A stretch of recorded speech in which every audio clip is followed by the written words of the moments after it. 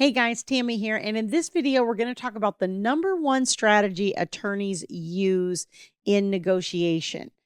Now, sometimes what happens is you'll get this settlement offer from the other side. And a lot of times when we're in settlement negotiations and we know an offer is coming, we're kind of we're hopeful. We're cautiously hopeful, right? That we're going to get something that we can actually agree to and try to put some of this misery behind us. But I know many times I'll have a client that receives it and it's just like they're essentially asking for everything. Essentially, if you just agree with everything they have written out, then you're good and you can settle, right? And then we're kind of deflated, the balloon gets deflated a little bit. But I think it's important not to take that too personally and to understand, particularly when you're dealing with attorneys, if this is a written settlement offer from opposing counsel, there's one particular strategy that they really try to use that can almost feel like bullying, okay? And I think it's important for your negotiation process to understand how this works.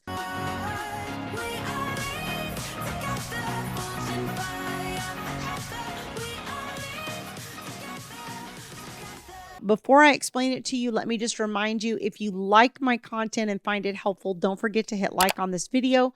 Also, if you have not yet subscribed, please subscribe to the channel. It really helps my videos get out and reach a lot of other people.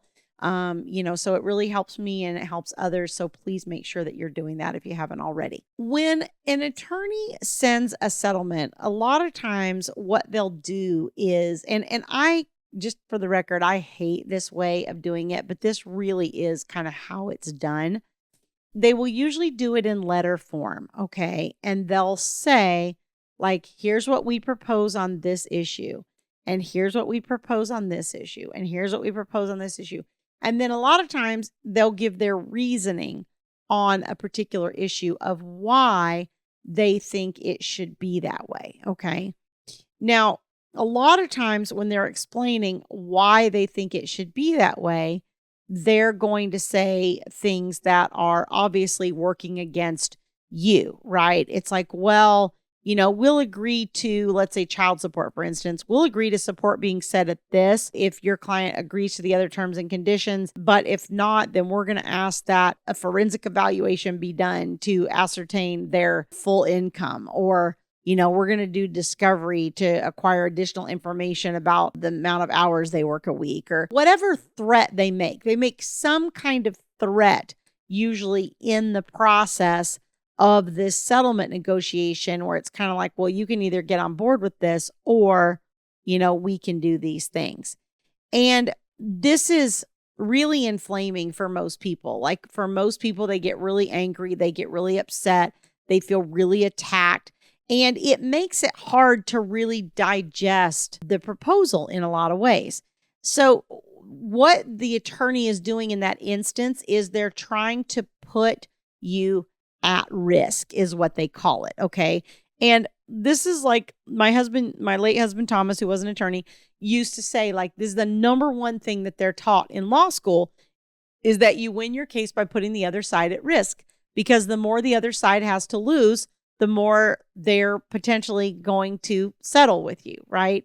So that's the way attorneys always come at it. That's their mindset. That's how they're trained.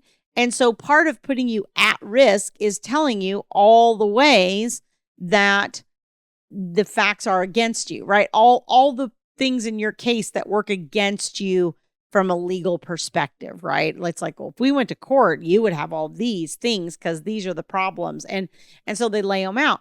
And so you go through that letter and you're just like, wow, like they're threatening me over and over and over and over and over again.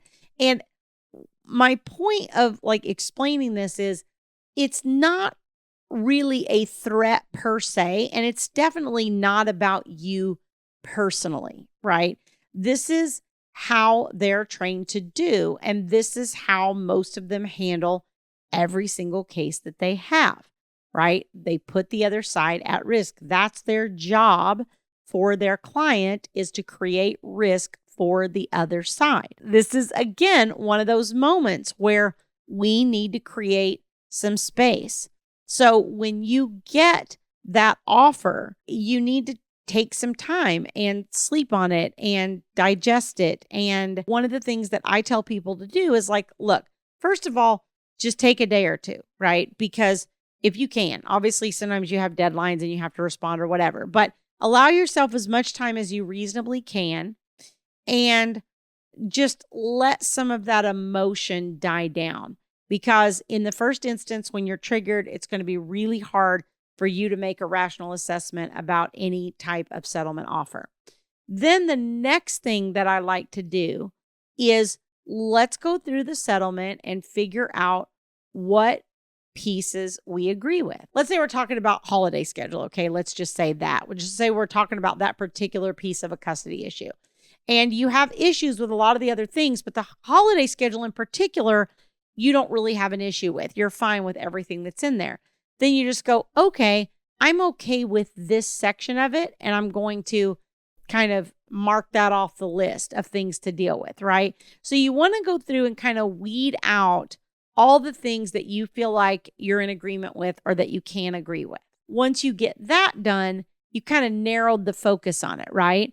So one of the things that, again, my husband used to talk about is he would say, you have something called change equity when you're negotiating. In other words, the more changes you come back with, the more likely you are to sink the deal, so to speak. And most deals can handle usually 1 or 2 changes, no problem. Yeah, we're good. 3, 4, okay, maybe that's okay. You start getting into 5 or 6, that becomes a little more difficult. Now, sometimes if you're negotiating a full divorce and there's a lot of issues, you may have that many changes. But the fewer changes that you have, the better chance you have of reaching a settlement. So we really want to kind of narrow our focus down and figure out, okay, which things in here really are deal breakers for me.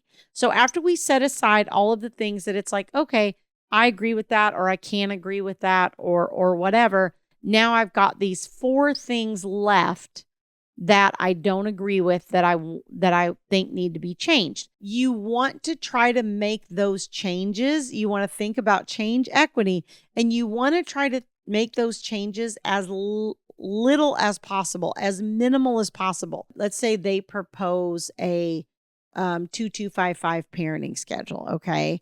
And a 2255 is a 50-50 plan. And essentially what happens in a 2255 is the parents alternate Friday, Saturday, Sunday overnight.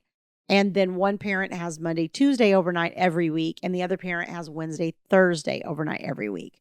So in the first week, that would result in 2, 2, and then the weekend plus Monday, Tuesday would be 5. So if it's a mom that has Monday, Tuesday, dad has Wednesday, Thursday, mom would have Friday, Saturday, Sunday, Monday, Tuesday. That's her 5 days. Then dad would have Thursday, Friday, Saturday, Sunday, Monday.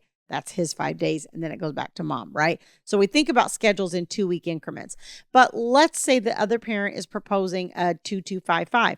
And let's say that you just think that that's too much for the child and you think it should be every other weekend and a weekday overnight. Okay. Well, every other weekend and a weekday overnight, that overnight is usually a Wednesday.